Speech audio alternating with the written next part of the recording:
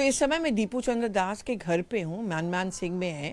और जैसे कि आपको याद होगा कि उनको पुलिस स्टेशन में रखा गया था, उनकी मारपीट हुई थी और उनके ऊपर ये आरोप उन लोगों ने लगाया था कि उन्होंने इस्लाम के खिलाफ कुछ कहा था, यहाँ जहाँ की दीपू चंद्र दास के परिवार वालों का कहना है कि ऐसा कुछ भी नहीं था। लेकिन हाँ, हिंदुओं पे अटैक होना यहाँ पे स्वाभाविक माना जाता है। इस समय ये उनके पिताजी हैं, उनकी 23 साल की विधवा, 13 साल की बेटी है और ये उनकी माँ है। और जैसे कि आप देख पा रही हैं, इनकी हालत बिल्कुल ही नहीं है कि ये बात कर सकती हैं। और लेकिन हम अगर इनसे बात करें तो ये बार बार हमें यही बात कहते हैं कि हम बांग्लादेश छोड़ के क्यों जाएं। अगर आप चुनाव की बात करते हैं और ऐसे समय में ऐसा क्यों नहीं हो कि सब समुदाय के लोग एक साथ रह पाते हैं।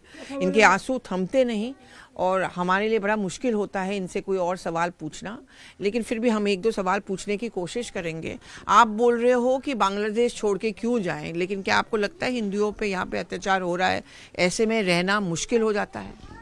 আমরা সঠিক বিচার চাই, আমরা হিন্দুদের নিরাপত্তা চাই। বাংলাদেশে এ পর্যন্ত যে হিন্দু যে অঘটনগুলো ঘটছে, প্রতি মুহূর্তে এখানে হিন্দু পুরাণ হচ্ছে, মন্দির ভাঙা হচ্ছে, নারীর দর্শন হচ্ছে, কোনো বিচার নাই।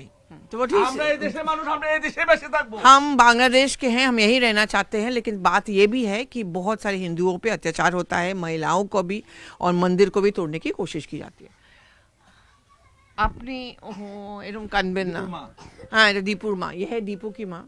इमेजिन, इनका लास्ट फोन कॉल हुआ था, उसके बाद फोन पे नहीं बात हुई। इनकी बीवी है, इनके भी फ़ोन पे बात हुई थी, लेकिन उसके बाद जब वो ऑफिस में थे उसके बाद उनकी मुलाकात बिल्कुल ही नहीं हुई। उनका शव आया था यहाँ पे। কি জিজ্ঞেস করব, কিন্তু আপনি দীপুর কথা মনে পড়ে কি করবেন এখানটা এখন? ওনার কথা কি হয়েছিল? আমার সাথে ওনার কথা হয়েছে না। আপনি কিরকম জানতে পারলেন কি উনি মারা গেছেন? আমি 7:30 8টার দিকে আমার জানাইছে যে আমার ছেলের সমস্যা। তো ছেলে কি তখন পুলিশ স্টেশনে ছিলেন? না, অফিসেই ছিল। হ্যাঁ, তারপরে আপনি কি করলেন?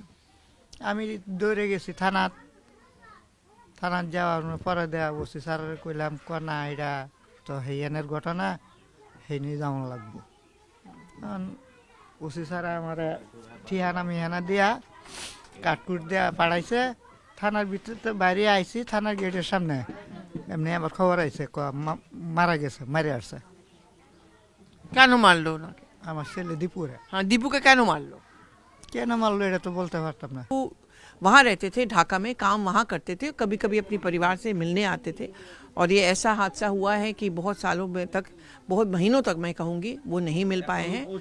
और अभी इनको ये इंतज़ार है कि सरकार ने इनको आश्वासन दिया है कि इनकी 1.5 साल की बेटी का और उनके परिवार का ख्याल रखेंगे। क्या ऐसा होगा? क्या ये अत्याचार बंद होगा? और जो चुनाव की बात हम कर रहे हैं बांग्लादेश में, क्या वो सही मायने में सही चुनाव होगा? क्योंकि एक गणतंत्र की बात जब हम कहते हैं तो ऐसे में सब समुदाय के लोग एक साथ रह पाएँ, खुश से रह पाएँ और इस तरह के आंसू ना बहे, वो सबसे अहम बात